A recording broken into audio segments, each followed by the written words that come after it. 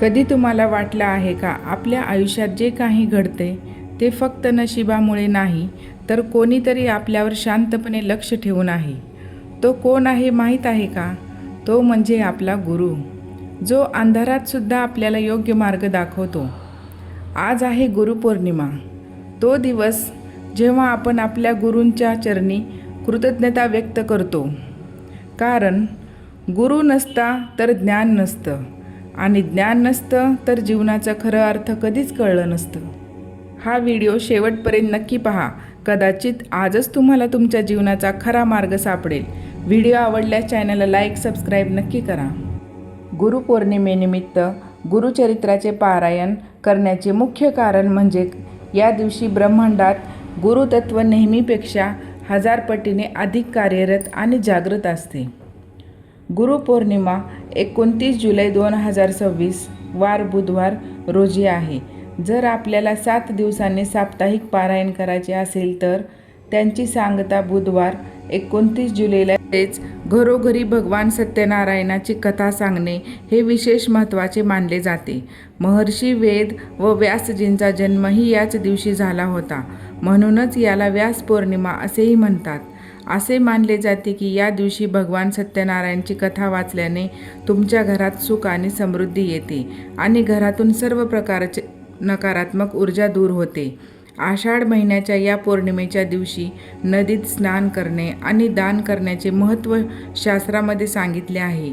या दिवशी भगवान विष्णूसह देवी लक्ष्मीची पूजा केली जाते. चरित्राचे पारायण कसे करावे? घरात ईशान्य किंवा पूर्व दिशेला स्वच्छ पाटावर पिवळे किंवा लाल वस्त्र अंथरावे. त्यावर श्री दत्त महाराज आणि श्री स्वामी समर्थ महाराजांची मूर्ती किंवा प्रतिमा ठेवावी. गुरुचरित्र पोथीला पाटावर किंवा ग्रंथ आसनावरील पांढऱ्या पिवळ्या वस्त्रामध्ये ठेवून गंध, अक्षता आणि फुले वाहून तिची पूजा करावी.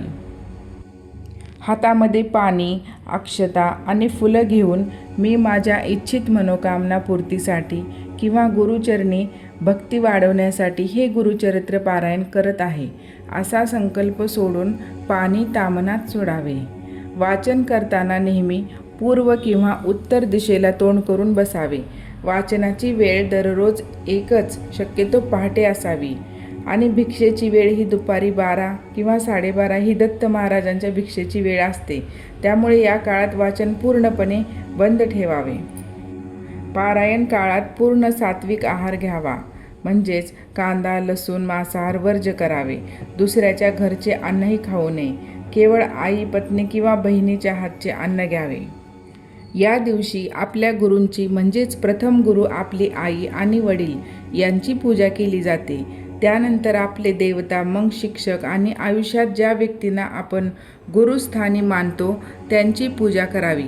तसेच भगवान विष्णूची पूर्ण या दिवशी विधीपूर्वक पूजा केली जाते. आपल्या जीवनात ज्ञानाची आणि योग्य संस्काराची प्रेरणी करणाऱ्या शिक्षकाप्रती, मार्गदर्शकाप्रती कृतज्ञता व्यक्त करण्यासाठी हा दिवस साजरा केला जातो. बौद्ध व जैन परंपरा.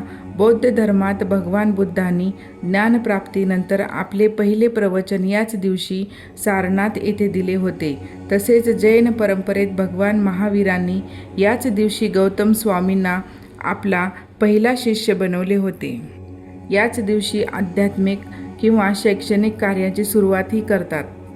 गुरु म्हणजे एखाद्या व्यक्तीपेक्षा अधिक ज्ञानी, तापसी, आदरणीय अवस्था असते. गुरु ही कदाचित एखादी व्यक्ती, प्रतिमा, पुतळा असे काहीही असू शकते. गुरुर् ब्रह्मा गुरुर्विष्णू गुरुर्देव महेश्वराय गुरुर् साक्षात परब्रह्म तस्मै श्री गुरुवे नमः.